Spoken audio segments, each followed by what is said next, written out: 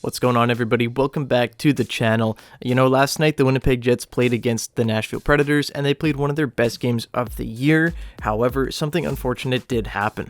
Tanner Jeannot absolutely laid out Nate Schmidt. It was a big, hard, borderline clean check. I don't know. I think he did hit him up high, but I think it was more of a size difference thing than anything. I don't think he went out of his way to try to hit Nate Schmidt's head.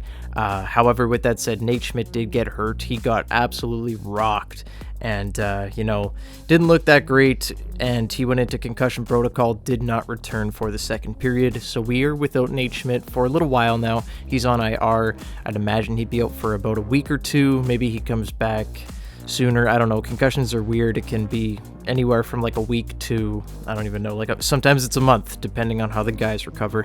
So I'm hoping that Schmidt's back soon. You hate to see a guy that's always smiling, not be smiling. The guy's such a great guy, and on and off the ice. I love Nate Schmidt. I hope he's able to come back to the lineup soon. But right now, the Jets need to figure out what they're going to do on defense. Obviously, Logan Stanley has another injury. He's going to be out for quite a while, at least a month.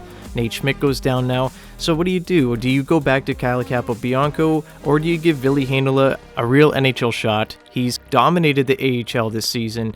He has been sick as of late, but it does appear that he's healthy, as the Jets have called him up. So looks like we're going to be getting some Ville Heinola sooner rather than later. With Nate Schmidt on the shelf, the Jets do have a hole in the power play, and I can't think of anybody better to fill it than Ville Heinola right now, right? So he's going to come in, likely play the power play. He didn't get to play the power play last time. He was called up in those two games, and I don't know why you wouldn't do that. The second power play wasn't having a great game either. In those two games, it was pretty stale.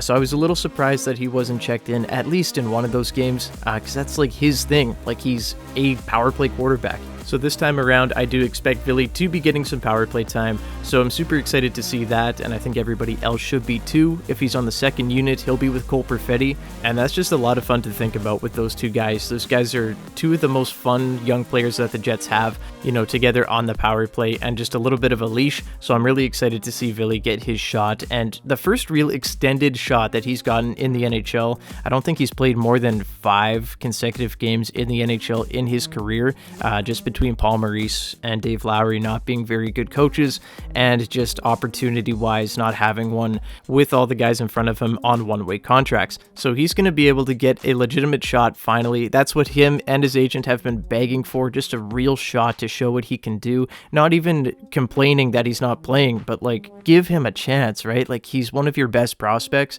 It's crazy that we haven't seen more of Ville at this point, and I'm sure a lot of people are going to have their own opinions on Ville Heinola. I know there's the big and tall crowd that don't love him, but that's fine. You can have your own opinion there. My opinion is that Ville Heinola is a really fun prospect and a really fun defenseman for the Winnipeg Jets, and I think this is his time to take the reins and really prove that he's an NHL player and make it really hard for Rick Bowness to send him back down to the Moose. One way that I think that he can impress, as we talked about earlier, is the power play, and I think he could fix a lot of the power play 2 struggles. The second power play unit looks pretty rough at times, with it being pretty much a third line with Neil Pionk and Nate Schmidt.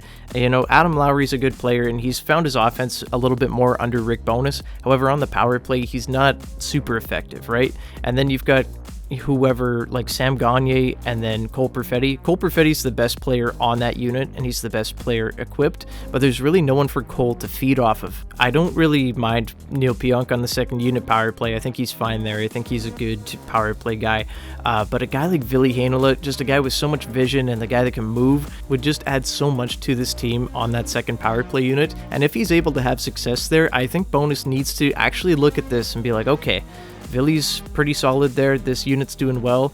Let's keep it together, right? So the power play is going to be very important to Ville Heinola's success. Now, stepping away from the power play, I do think that 5-on-5 is going to be looked at, and it's obviously going to be very important. It's where he's going to be playing the majority of the time, I'd imagine. He's likely going to be partnered with Dylan Samberg, and in those two games, I thought they played really well together. I like their dynamic a lot. Ville's a really good puck mover, and he doesn't really make a lot of passing mistakes. Samberg, on the other other hand, sometimes I do realize that he gets a little bit overwhelmed, and sometimes he throws pucks to places where they shouldn't be at times. But overall, I really like their games, and I think they work really well together. I think Ville does need this time around to show his offensive game more. It was pretty quiet, and he really didn't get a lot of ozone time, so I'm hoping that changes because that's where his biggest strengths are. So I'd love to see him get more confident, and I think that confidence will come with playing more games this time around. You guys got to remember that he's been kind of thrown in cold the last few times that he's been called up and played. Playing 2 games just isn't enough to show what you've got, so I'd love to see him get comfortable, play around like 5 to 10 games or however many he's going to be playing with injury to Nate Schmidt.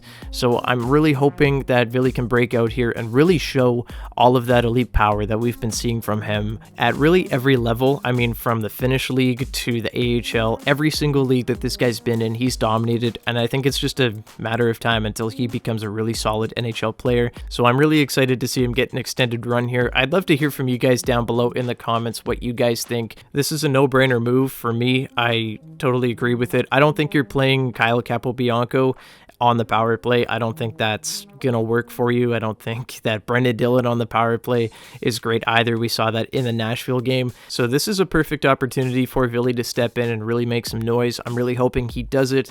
That would elevate the Jets game to another level, and they're already playing so great. It would just fix one of their holes with the power play too, and I do believe that he can do it. I hope he's able to take this one and ride with it. So with all that said, guys, I'm gonna hop on out of here. Let me know down in the comments below what you think of the move calling up Ville Heinola. I'd love to hear your thoughts on all that. But with that, guys, I'm going to take off. Have a great day. Go Jets go, and I will see you in the next one. Bye-bye.